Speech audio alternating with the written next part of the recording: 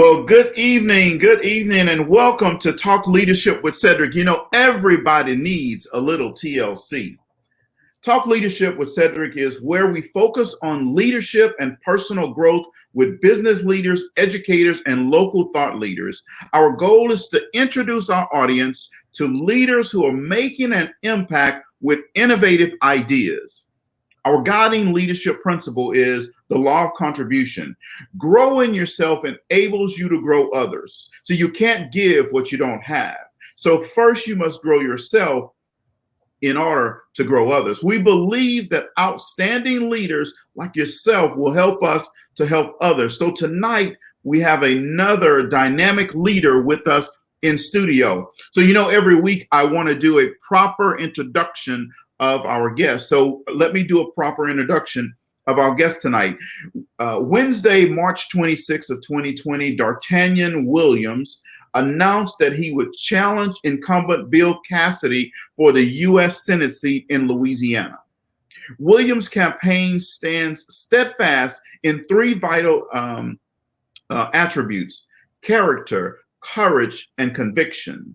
Dartanyon Antoine Williams was born in Gary, Indiana, to parents Freddie and Linda Williams Sr. His family relocated to Louisiana when Dartanyon was a child. He graduated from Davidson High School in 1997, then went on to attend Louisiana Technical College and Southern University in Baton Rouge. Growing up with the systems that encapsulate Louisiana, Dartanyon found himself in difficult situations that led him to commit crimes, especially identity theft. Dartanyon, like many Louisianians, found himself at the mercy of the judicial system. In and out of the system, he was impacted by different types of cruel and unusual punishment. He was able to survive physical attacks from police, canines, and 3 years of unconstitutional solitary confinement in the Tangipahoa Parish Jail. Since then, here's where the change comes in. Since then, Dartanyon has not only served his time for the crimes he's committed as a young person, but he went on to write a memoir entitled The Master Identity Thief, detailing his experiences, and now uses his experience to build systems to prevent others across America from becoming victim of identity thief. He has gone on to expand his skills into various entrepreneur endeavors. Dartanyon is most proud of his 4 children: Imani, Darquez, Madison, and Caleb. Dartanyon A. Williams is the founder of Duck Pond Technologies, Inc., which is a software development company, and the DAW Group, LLC, which is his consulting firm. Entreprenonics is also a creation of Dartanyon's, which offers innovative entrepreneurship, analytics, and methods that advance a groundbreaking entrepreneurship formula. Dartanyon's skill sets are as diverse as his businesses. So let me welcome Mr. Dartanyon Williams to the show. Thank you, and I'm glad you're here. Hey, so thank you for having me. Awesome. So tonight, guys, we're going to be talking to Mr. Williams about his campaign, and he has come on and he said he's going to be an open book, and he wants to talk with you tonight and help you understand why it's important for him to run this race to challenge Bill Cassidy for the state Senate seat in Louisiana. So sit back, relax. You know, you can always comment in the comment section. We look forward to you commenting, and let's just get started. So tell our listeners, I know that I read your bio, but it's always good to hear directly from the source, right? Tell our listeners about your journey and what brought you here today. Absolutely. Well, as a kid, as the book will capture and communicate, I stole my parents' identities at the age of 15. That went on to evolve into a criminal enterprise by the time I was 19, whereby I had 40 men, 40 member organization, 20 men, 20 women, and which led ultimately to a stint in federal prison at the age of 23. So that's where the journey begins. But since some things have changed and transitioned, and I've always been a businessman. I've always been an entrepreneur for that matter. And I've always had multiple business. I've always been able to diversify my business portfolio. And now we're just, on a straight and narrow path, pursuing higher heights, more productively and progressively. Awesome. So, at a young age, did some mischievous things. It led you to some early success, and then you took it to a different level and paid your price to society, Yes, sir. right? And now you're taking those same skill sets and turning them into legitimate businesses, right? Absolutely. Yes, sir. Uh, so, before we dive in, kind of talk about your businesses that you have. Absolutely. Well, Duck Pond Technologies. Duck Pond, the name itself comes from when, as a kid, when I secured my dad's credentials, I went to this little rural space, a part of town just outside the city limits of St. Joseph, called Duck Pond. Now, it doesn't look anything like a duck pond that would readily come to our minds. It's just in a cotton field, and it's just it was a cattle pen actually owned by Mr. Elevators Fields, who is the mayor of St. Joseph. So it was Duck Pond to which I relocated as a kid to decipher those credentials: his social security number, his date of birth, the checkbook, the checking account number, bank routing number, and those things, so that I could marry the scheme to the scam. And it was Duck Pond that I went while being on my literary hiatus last year when writing my memoir. I went back to Duck Pond and I camped out for the weekend, unbeknownst to anybody, including my parents. So I was in town and I needed to recreate that environment so as to capture the ethos that was needed to inspire um, the ingenuity, the creativity, and the innovation that now finds itself as part and parcel to 10 patents that I own under Duck Pond Technologies, Inc., in the space of fraud and fraud prevention. Okay, awesome. So, folks, I want you to make sure that you capture and understand what Mr. Williams is saying. Um, he took his skill set, took his knowledge. Now he has intellectual property. I think he said 10 patents. Yes, sir. 10 patents filed with the USTPO as of March 10th this year. Okay, 10 patents, folks. Now, sit back and think about people that you know and think about that you consider to be successful. How many patents do they have, folks? So now I'm pointing this out for a reason. Okay, I don't want you to focus on where Mr. Williams was. I want you to focus on where he is today and what he's accomplished today and what he's doing today. I know sometimes we get caught up in where someone has been. That was his journey, and it brought him to where he is today. Now he's ready to make an impact. So now we want to talk about the impact that he wants to make for the state of Louisiana, running for the U.S. Senate seat. So let's dive right into that. So why did you decide to run for U.S. Senate? For a couple of different reasons. I mean, considering today's political landscape and climate, what we do know is that we cannot permit the dialogue of continuity to persist. We must interrupt it and do so here and now, very directly, very deliberately, with all readiness in terms of speed and, in fact, post haste, so as to begin to rectify a lot of the mess and mishaps that has been made as a result of our current leadership. Okay, all right, and obviously you're ready for a long, arduous race. Bill Cassidy is not going to be an easy opponent to defeat, but I know you feel you're up to that. But tell our audience why you believe now is that time for you. Sure. Well, I think that my life experiences and the challenges that I've met and overcame has in part prepared me for the challenges that lie ahead. I like to think of myself as the embodiment of what I identify as the marginalized majority. And that's simply those of us who occupy and live in middle America. Now, Mhm. I will say that the incumbent and career politicians, they don't know their streets nor their rock roads. But I resonate with my people. I know both streets and the rock roads. I know the hood, neighborhood, and the trailer park. And I'm not scared to get down in the ditches and trenches so as to engage and communicate and have a conversation, create that dialogue and change that dialectic so as to impress and impact my people in such a way whereby I'm relatable to them. Okay. All right. And, relationships are important, and being relatable is extremely important, especially in these times with the coronavirus that's happening. People want to hear and be connected to their politicians as much as possible.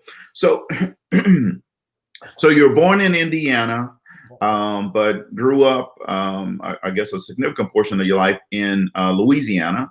That's right. So where in Louisiana are you from? Sure. Well, I'm from the city of St. Joseph, Louisiana, a small country town, 1,500 people population. I think is now somewhere around 1,300 people.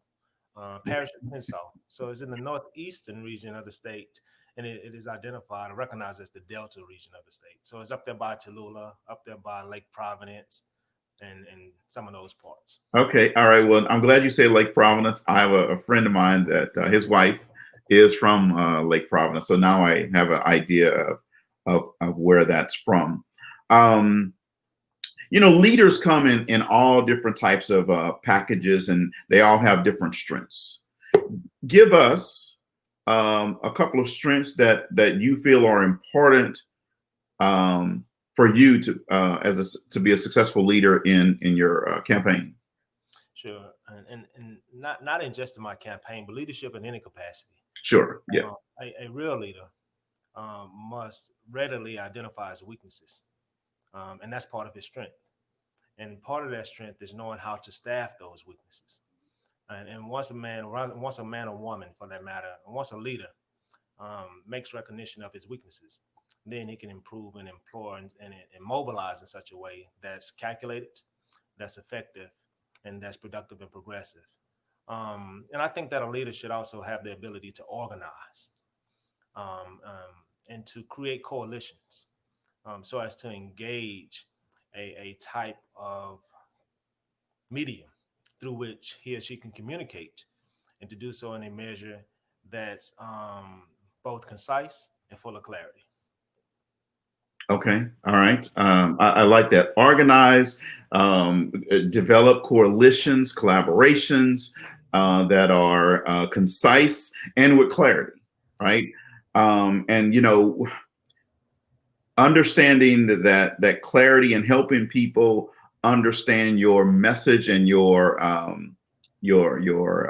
campaign ideas and what you want to do in office, help the audience understand or get a feel for like your first 90 days. Well, what do you think are the most important things to tackle at the beginning? Well, I think today's climate welcomes an immediate conversation for criminal justice and prison reform and what that looks like. I bring a unique perspective to that, starting at the Article 3 judges, going on to the eradication of the parenthetical statement in the 13th Amendment, moving on into prison privatization and the prison industrial complex. So criminal justice in all of its facets needs to be looked at. And while both the chest and head is open, we need to perform surgery in each and every one of those aspects. While it's now open up for discussion, both from a legislative perspective, from a judicial perspective, from a municipal perspective, from a local and state government perspective. We just need to tackle those issues head on and confront them for what they are and deal with the systemic racism and the systematic prejudices that are part and parcel to that. And then that perpetuate that. Sure. And definitely like that. And but we know that, hey, that's going to definitely appeal to us, but you're gonna have to reach across the aisle, right? Absolutely. So what are some of those strategies or things that are going to be important in that first 90 days that people on the other side of the aisle are going to want to hear and rally around? Yes, sir. Well, the issue of identity theft in the space of cybersecurity, identity theft, whether we recognize it or not, admit it or not, is a matter of national security. Since 1998, identity theft has been the fastest growing crime in America and continues to be that for the last 22 consecutive years. That's why we had the 1998 Identity Theft and Assumptions, or rather Deterrence Act. And since then, there have been other amendments, but these amendments are merely stabs at the problem because identity theft, from a legislative perspective, only intends to treat the symptoms and not the underlying cause. So, Right. what can be a dialogue that both sides of the aisle can engage is how do we prevent that? How do we stop that? What measures can we put in place from an institutional perspective all the way to a consumer perspective, so as to detect, detain, and deter identity theft in all of its forms and facets? But they focus on children identity theft, and we recognize that to be uh, CPNs and all these acronyms and terminologies that's disguised to perpetrate and perpetuate this particular crime. But nobody wants to have their kids subjected to the whims and wiles of an identity thief who uses their social security number and as such their identity before they come into their own identity, even Right. at age. And a lot of times this is happening to newborn babies because a CPN, a credit protection number, credit profile number, or credit privacy number, whatever designation you want to ascribe to it, is merely a child social security number without the hyphen marks. And it too is one of America's fastest growing crime within the context of identity theft. And not only children identity theft, but also medical identity theft. And the incumbent should have an appreciation from that, coming from his background as a professional physician. But that's another conversation that I intend to invite him into that he might need to do a little homework on. Oh, okay. All right. So, how can, and we're going to dive deeper here in this a little bit, but how can people get involved with your campaign and help? Well, I'm all over social media. Dartanyon A. Williams on Facebook, Dartanyon A. Williams on YouTube. Website, my website address is www.daw4us2.com. My campaign Instagram is daw.4us2. My Twitter is daw4us2. So I'm everywhere. Okay. All right. And so they can go there to sign up. I mean, do you have, sign up for people to come and help out? I don't know, pass out flyers, or what's the strategy where Absolutely. people can, Yeah, there's a section on the website. okay. And join the crusade, because I'm not running my campaign, if you will, as a traditional campaign. I'm running it as a crusade because I understand that I can't go it alone. I need the collective input and efforts of a coalition, of a constituency, of a people that understand the spirit and energy that drives, that leads, that motivates a crusade. Okay. All right. Um, so then, growth it has to be intentional in order to go to a higher level. Obviously, you've done some things to help yourself grow and come from where you were to where you are today. Um, Tell our audience some things that you've done to help you grow and be able to start a business. Personally, growth for me starts in prayer. As a student of scripture, you have to be able to accept the challenge of building the vision out from prayer. And Hmm. I know that's where it starts. Sure. So in growth, it happens in different ways. I've been able to continue the process of growing by educating myself. I like to identify as an autodidact and one who educates or equips himself by way of erudition. And I am a studious, avid reader. I don't read anything fiction or otherwise, and it's all informative and educational. And I don't knock those that do, but Sure. to, to, to, to take full advantage of whatever time is afforded to me in terms of self-education, that's where growth and the potentiality for it takes place the most. Okay, awesome. Um, it, you know, I'm a avid reader, and I like to help our audience also become avid readers. And I know that you wrote a book. Oh yeah. Tell the audience about a book that you wrote, and where they can get that. Well, I'm the author of the best-selling memoir, The Master Identity Thief, and it's on all major platforms: Amazon.com, Walmart Books, iTunes, Apple Books, Google Books, Barnes and Noble, Goodreads. Is everywhere. It's all major distributors. It could be found. The Master Identity Thief, which is my memoir. Okay. I see Cameo Green is out there listening, and she put your hashtag up there, DAW for us. Cameo is a good friend of mine, so looks like Thank she you, must. thank you, thank you. How you doing, Miss Green? Thank you. Awesome. So, what advice would you give emerging leaders for building leadership opportunities in their local community? Mhm. You have to understand. You have to understand your people. You have to one know who you are and know what you bring and what you have to offer, and then you need to recognize by way of reconnaissance what's needed most from you in that community locally.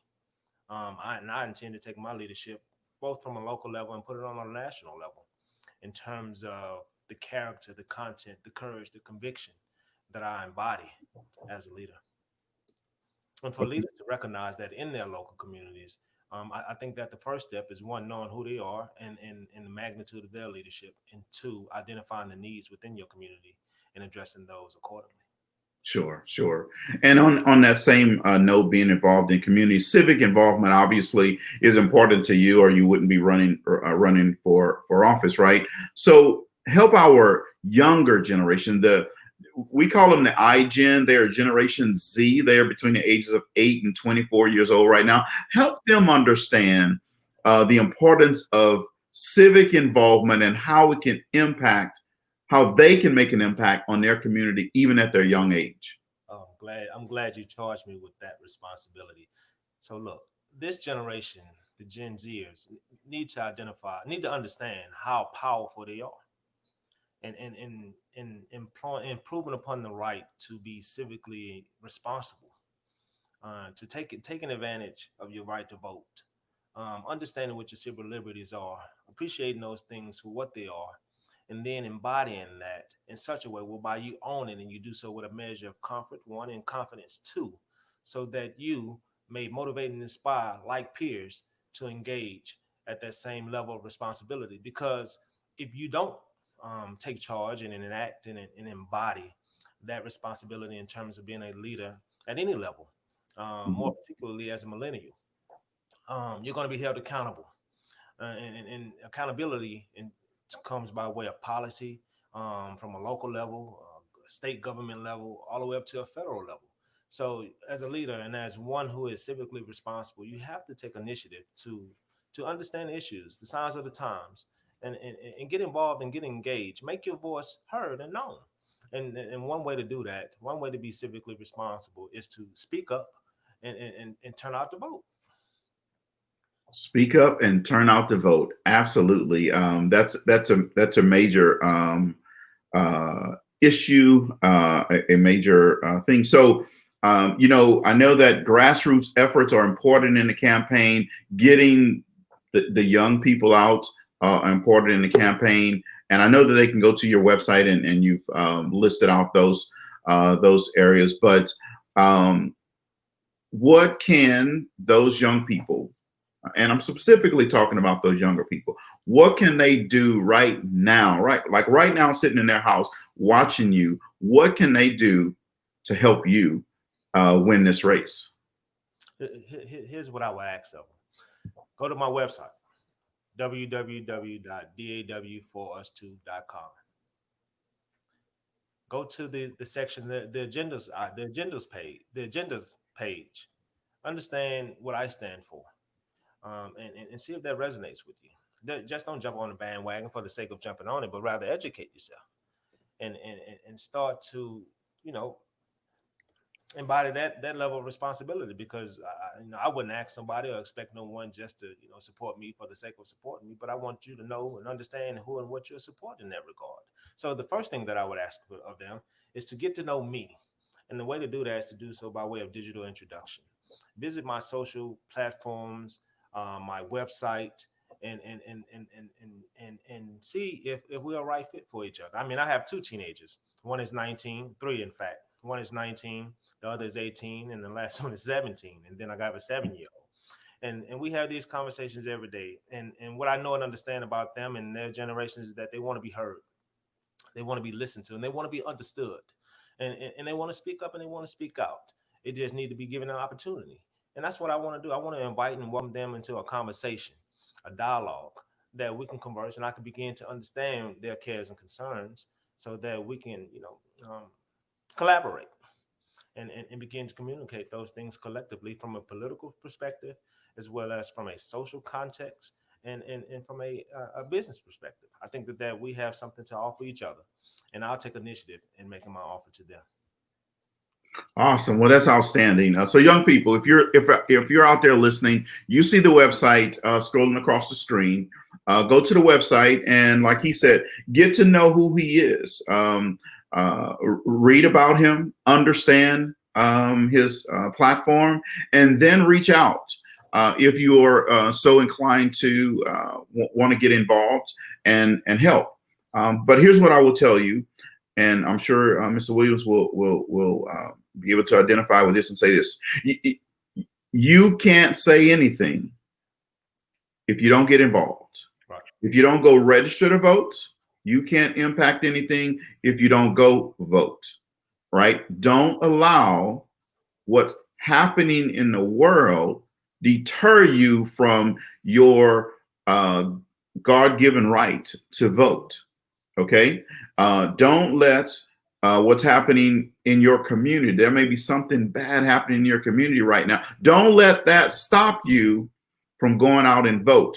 But let me say this, guys, in order for Mr. Williams to successfully challenge the incumbent Bill Cassidy, he's going to need your help.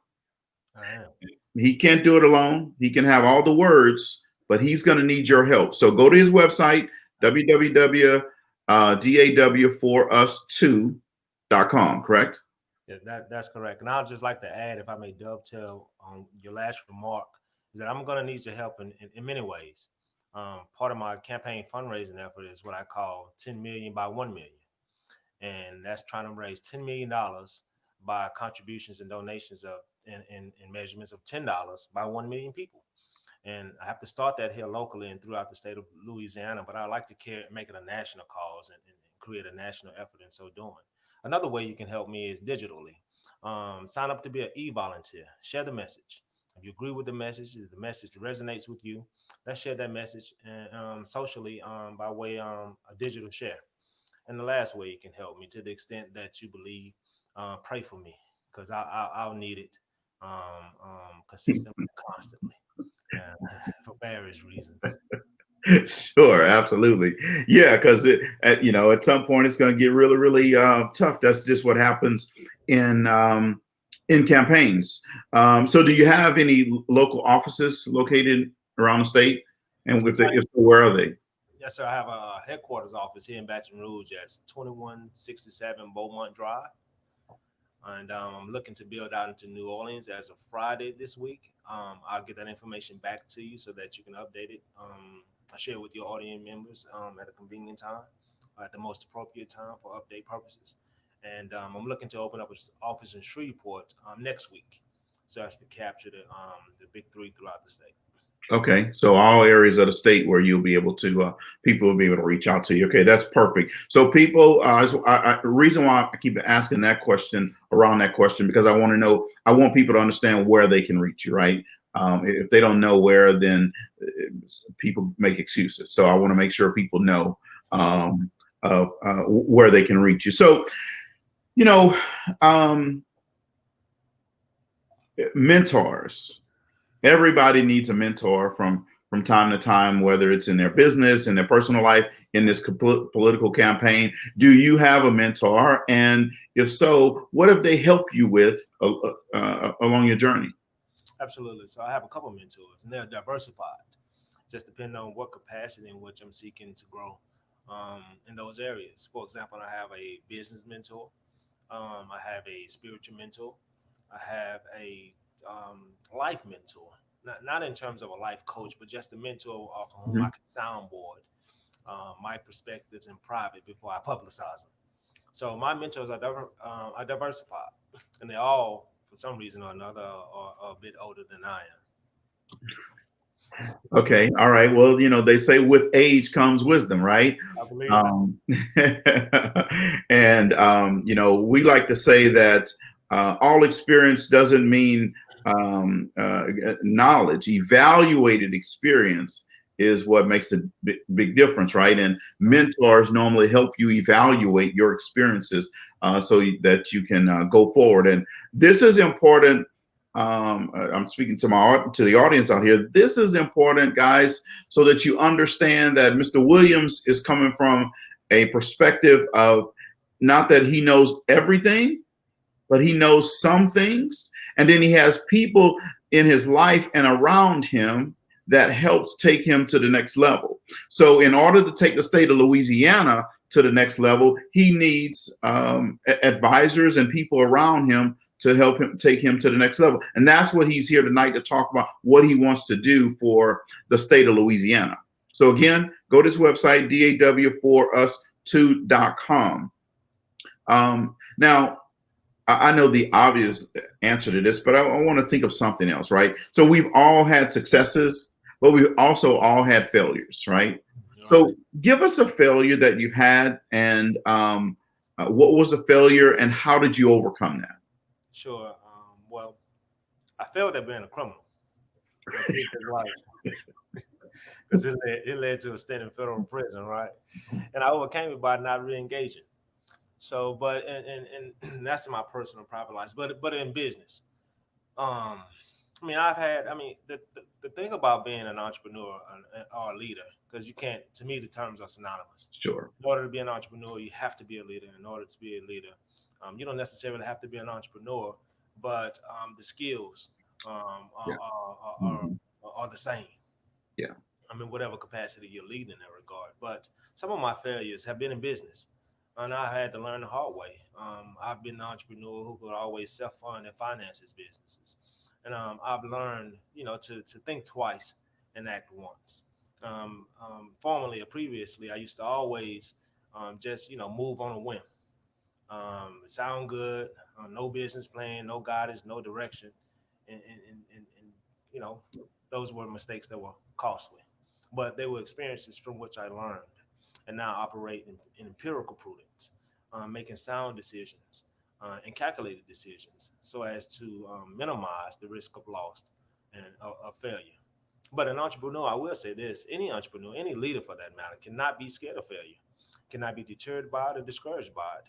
Um, and in fact, if they approach it from a place of optimism, you have to look at any failure as a falling forward and not a failure backwards. So just as long as you learn or gain something from the experience, then in that essence, in that moment, you are succeeding in some measure, even if you don't recognize it as such, because it is a valuable nugget, a lesson learned from a previous experience that you do not intend to replicate in the next one. Absolutely, absolutely. So on that note around failure, and good response there. I really like that. But around that note of failure, what do you think are one or two failures that the current Louisiana Senator Bill Cassidy has had that you're going to be able to help take our citizens to the next level? He's disconnected. He's disconnected from the constituency. He's more connected at the hip of President Trump, and that has caused him to vote with the man for 91.7% of the time. Oh wow. And that's not my position. I intend to be a voice and vessel through which the constituency communicates those legitimate concerns, their cares, and I don't have to do that in terms of being a follower of anyone who offers or advertises themselves to be a leader. But I intend to lead with consciousness, and from a place of virtue and value that has a set of principles and morality that's structured and foundation in the Holy Scriptures. Okay, and um, On that last point right there, because I loved everything you said, even your last point, but I just want to touch on that last point. You said even in with the holy with the scripture, right, and the Holy Spirit. Um, do you think everybody is going to buy into a message around the scripture and Holy Spirit in politics? Absolutely not. I mean, we have a historical reference that is perhaps, no, not perhaps, that is the perfect example when they did not receive or accept the Messiah and his message in his day. So understanding that you can't always please everybody, and the message that you draft and communicate is not one designed necessarily to be a doctrine that's delivered to itch and ears, but one that helps people to identify not their shortcomings, but the shortcomings and failures of the system, because they've done their part by participating in the political process and as such exercising their right to vote and voting. But sometimes we make mistakes, and I think that this last 4 years has helped a lot of people to see the mistakes that they made during the last election. And I think that it's one from which we can learn as a people, as a constituency, as individuals, and as a collective, and make better decisions next time. Today, when we deal with the scriptures and we deal with the subject of to what extent I've been redeemed and how effective the word is and its application is in my life, we have to be mindful that none of us are perfect, Sure. and that rehabilitation is an ongoing and consistent process. And the productivity of that rehabilitation is measured by one's consistency to and commitment to the same. Awesome. I absolutely love that. And I hope people out there understand what this brother just said. Now, consistency is important in growth, and consistency is important to make sure that that we continue to show and lead the way and show people that we're consistently doing the right things over and over and over again. Now, here's what I want us to move. We were talking about the iGen or Generation Z. Yep. Right now, I want to go to the opposite end of the spectrum. Right, we still have some traditionalists, but more baby boomers. Right, Right. those older folks in Louisiana that are going to be out there voting, and they're going to see Mr. Dartanyon Williams, and the first thing they're going to do, they're going to pull up, oh, well, yeah, he did. Talk to those. Let's talk directly Mhm. to those people in terms of, hey, what do you want? How are you going to help them? Baby boomers are the ones that are in retirement now, and Social Security and medical costs. And I know Louisiana struggled just in the last 5 years with their medical insurance and hospitalization. They closed some facilities down. So how are you going to help them? Talk to them. Well, it is a proven fact that baby boomers are the most targeted victims of all scams, check scams, identity theft schemes and scams, just fraud, period. Baby boomers are perhaps the biggest target. So there's an educational process that we need to undergo. And I intend, and I like the fact that you reference, or rather contrast, Gen Zers to baby boomers. But they're the parents of the Gen Zers, of which amongst whom I exist. So you have Gen Zers, Gen Xers, and then baby boomers. So there's a trichotomy. And I embody, I like to think of myself as the one who bridges the gaps between the two, because in between Gen Xer and Gen Zer, in between me and my child, otherwise left to themselves, there's a digital divide, and that Mhm, gulf widens as we go from Gen Z to baby boom. mhm. And if I can, reconcile those lines of communication so as to help both understand each other's psychology, then we can begin to address and tackle in a way that makes our messaging effective. Now, appreciating the baby boomers in terms of some of the challenges that they make. Um, I'm sorry, that they have Yeah. Mhm. in today's time amidst COVID-19, and how this attack, this pandemic, has accented the disparities, healthcare disparities that exist in our healthcare system, locally and nationally. I intend to address those concerns and understand them in such a way that makes access to healthcare one easier and even more importantly affordable. Yes. Well, easy access and affordability for the baby boomer population and the traditionalists that are still around definitely will make life easier for them. Excuse me. Can you give us three things that Louisiana citizens will benefit from with you being in office? That could be a direct benefit or indirect benefit they'll get. Sure, sure. So you're gonna get when I'm feeling, you're gonna get uh, sound, conscious leadership. You know, to be a leader, you have to have some conviction. You have to have some conscience, which acts as your moral compass, and you have to have some character, and Hmm. and that character has to be valuable. So because as a leader has to make decisions, and those decisions need to be based on not personal or private agendas, but what's in the better interest or collective good of whom you represent. So in that capacity, you're going to get sound and sane conscience um, policy suggestions. You're going to get a vision for a future, and you're going to get someone that identifies with the generational gaps and who can understand and communicate those concerns. You're going to get immediately, you're going to get an education in terms of how that education needs to be reduced to writing and as such reflected in legislation, appreciating criminal justice and prison reform judicially and from a penal perspective. You're going to get immediate attention given to legislations and policies that are designed to eradicate uh, um, that qualified immunity that these police are perpetrating their crimes in the name of protecting and serving. Um, you're going to get a couple things. I mean, I can run the gamut and go down a laundry list of it, but you're going to get an individual who does not think more highly of himself than he ought to think. You're going to get a man that's mature, someone who has been in the ditches and trenches, who has been molded and shaped by his life experiences, both good and bad. You're going to get someone who is authentic, someone who wrote a memoir and disclosed publicly every aspect and facet of every skeleton that I would have had hidden in the closet otherwise. I didn't have to do that. I chose to do that. I volunteered to do it. And that's what leaders do. Leaders volunteer to take responsibility and hold themselves accountable to the decisions that they make.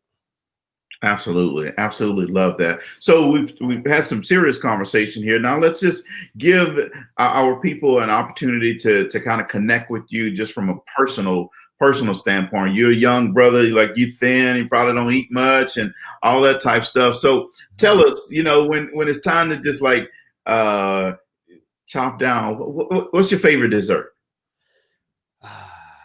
Favorite dessert? Pineapples. Pineapples. Yes, sir. Okay, all right, all right. So, little old ladies that's out there, and you're looking to invite your U.S. Senate candidate to the House, just have some pineapples, and he'll be there with pineapples in conversation. I will. Okay. So tell us, what are you a sports fan? It depends on the season. Okay, all right. So football. Let's talk football. Louisiana, is a football state. Sure. So, Um, so LSU and the Saints. LSU and the Saints. Okay, all right. That's a good political answer. LSU and the Saints. All right, I like that. I can go I with had to think about that one too. that. No, that's good. That's absolutely good. So But when you decide, I also have an appreciation for HBCU sports as well, athletics as well, and support them to the extent that I can, especially Southern University here in Baton Rouge, Louisiana. Um, which has rich history and was my starting point in terms of a collegiate pursuit. sure, Yes, I have an appreciation for that. And absolutely. I at least go to the homecomings when time permits. Hey, you got to do that. Got to see that big band, right? The marching jukebox. So that's awesome. And last question here in terms of just people getting to know who you are. So you say, hey, family, it's time to go on vacation. What's your favorite vacation spot you like to go to? I enjoy Belize. Okay. Yes, sir. All right. Belize is a nice place. There you go, folks. We try to give you every side of a person to make them more human, human-like, and know that just because he's running for state senator, that they don't have time to sit back, relax, and enjoy some things. So, Pineapples in Conversation, LSU, Southern, and the Saints football games. I'm with him as long as they're not playing the Steelers, and then we got a problem. Um, so, um,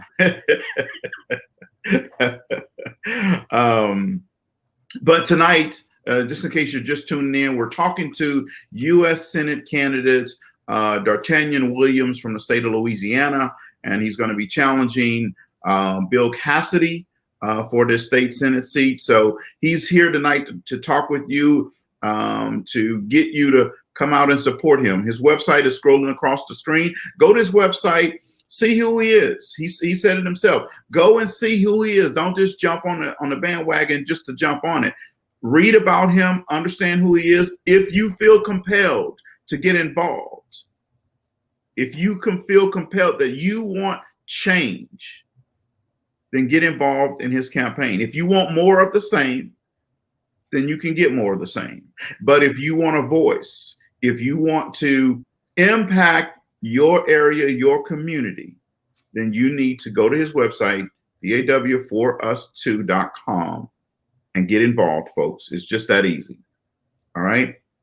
So, leadership, we say at the John Maxwell team that leadership is influence, nothing more, nothing less. What's your plan to influence the outcome of this election? Because it's going to be a tough one, right? Yeah, right. For me, he said electability has everything to do with relatability.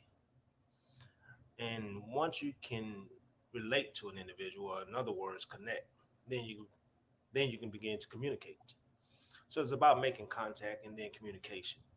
And my campaign is structured and designed in such a way whereby it targets the people and not so much a political party or base.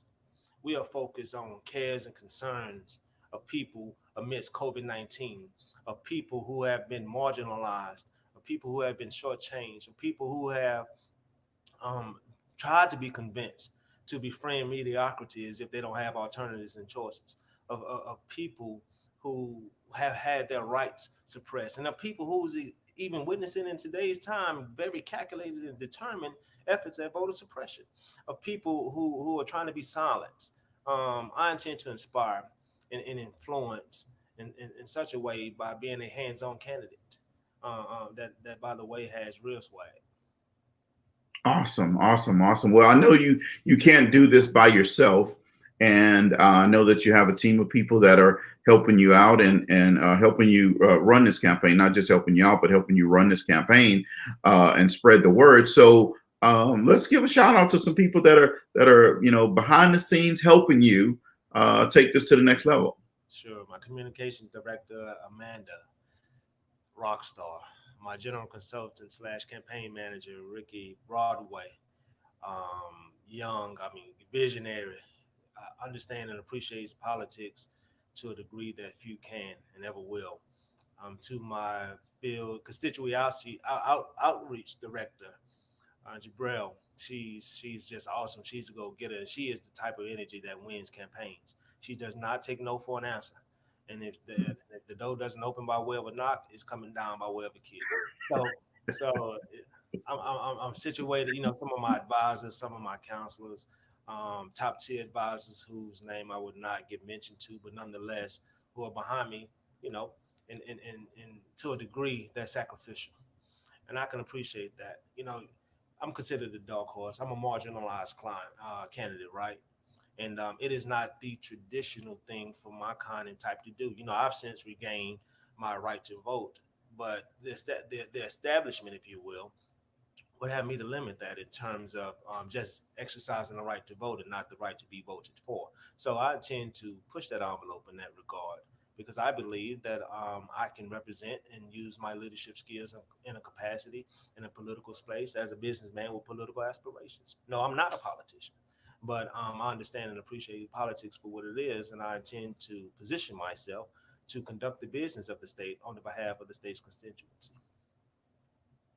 That is awesome. I love what you said. Hey, look, I'm not a politician. I'm not the traditional person. When you open up the dictionary and they say politicians, then you're not going to see my picture there.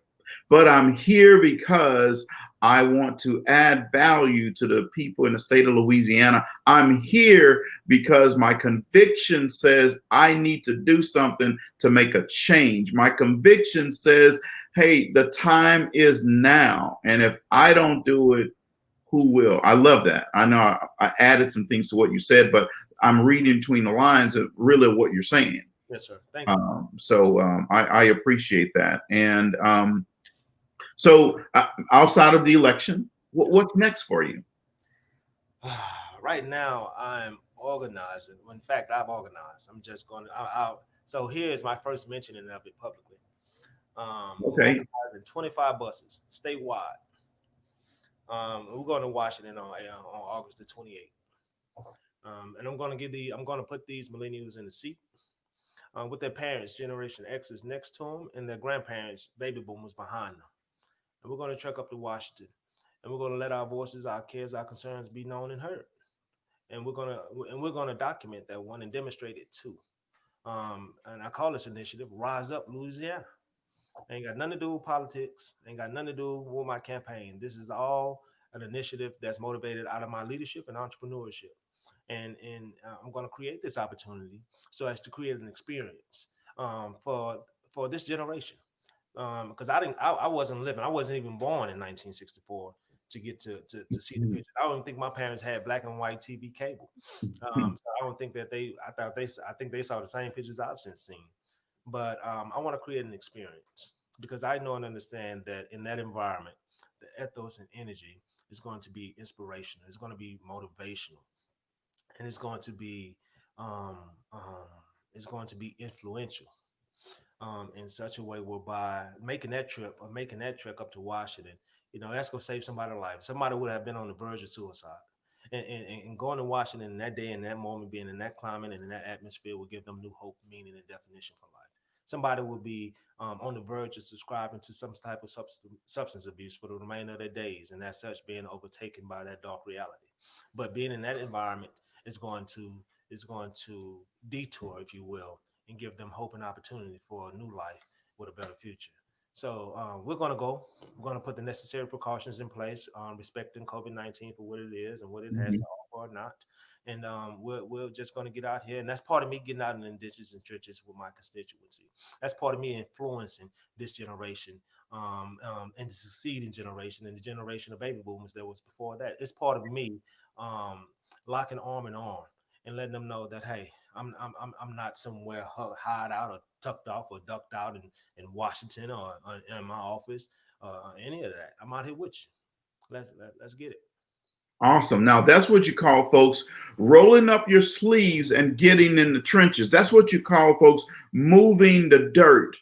That's what you call, folks, digging deep and making a change in someone's life. The law of Mount Everest says, as the challenge escalates, the need for teamwork elevates. So that means team, as we get closer to this election, teamwork is critical. And Rise Up Louisiana is one of those things that we say as team to help elevate everybody else around us. All right. So as they announced, and he just made it public tonight, Rise Up Louisiana, August 28th, they're going to take buses and they're going to head to Washington, D.C. So pay attention to their website as they announce things around this so that you can get involved. If you want to be one of those people in the moment, so you can say, I was there, then you need to be going to the website, filling out information cards, so that you can get involved and get on the list so that you can be in Washington, D.C. when they make this campaign crusade. It's just that simple, folks. We can talk about it all day long, but if you're not about the action, then you're just a bunch of talk. All right. So in our last few minutes that we have here, look into the camera and tell Louisiana residents, why should they be encouraged that you're in this race? Because change is inevitable, and change is going to come, and I'm going to bring it with me. All right, I like that. Change is inevitable, and change is going to come, and he's bringing it with him. I absolutely love that. Anything else you want to share with our audience before we wrap up the last few minutes of the show? I think that we've covered it. I think that, but being that this platform is about leadership, I want to inculcate. I want to constantly remind those who aspire to positions of leadership to know that leadership is about commitment, dedication, consistency, and sacrifice. Leaders don't just become leaders overnight. Leaders always discipline themselves, and they train themselves, and they cultivate that skill set. It is a constant and consistent investment of time, of resource, of effort, not being fearful of failure that might await the outcome. And I want to remind everybody, whether I'm your candidate or not, exercise your right to vote and make your voice heard. No matter what systems, no matter what tactics are put in place by those whom don't share the same ideology as you do, don't be suppressed. You've been oppressed long enough, and don't continue to be suppressed by oppressive tactics. Change starts with you.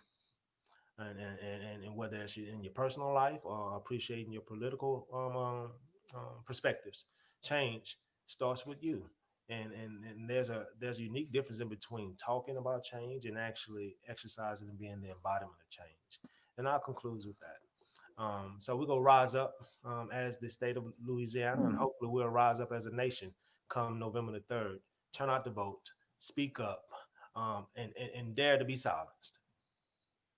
Awesome. I tell you what, I truly want to thank you for coming on the show tonight, and thank you for your words of wisdom. Thank you for taking on this charge. I know that it's never easy. It's not going to be an easy road, and that's okay. You didn't want it because it was easy. You wanted it because it was difficult, right?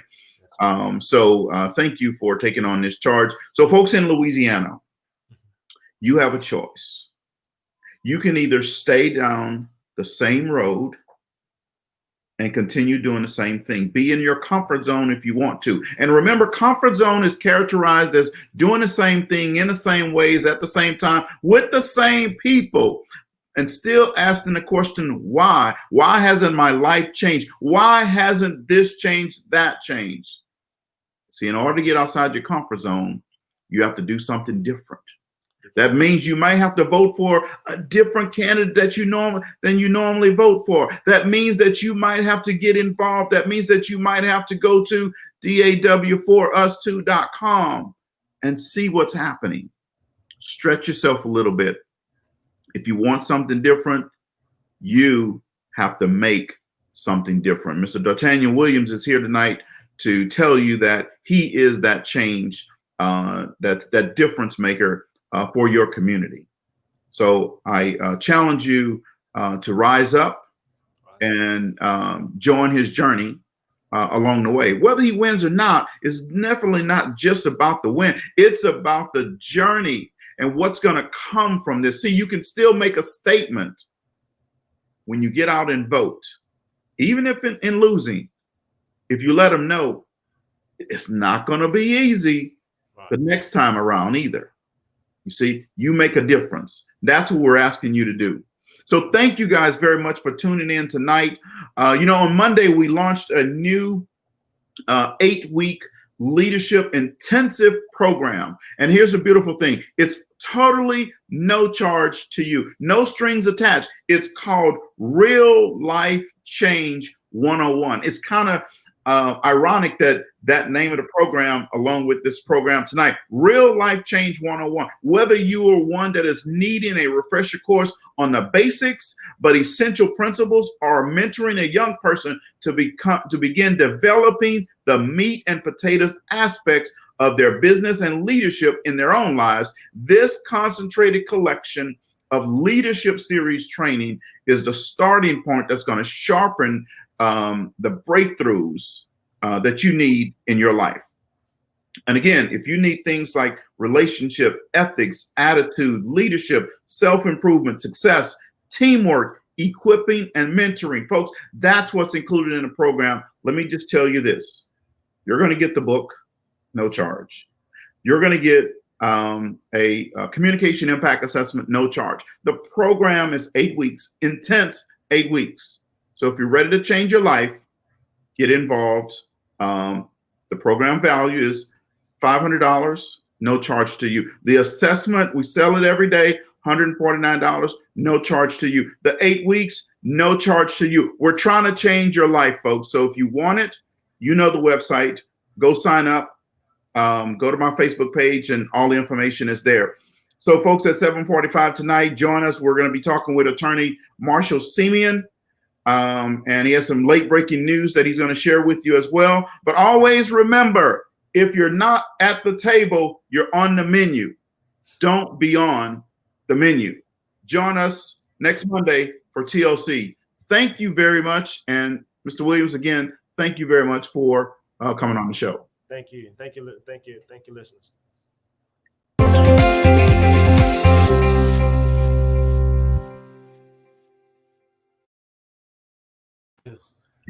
Great.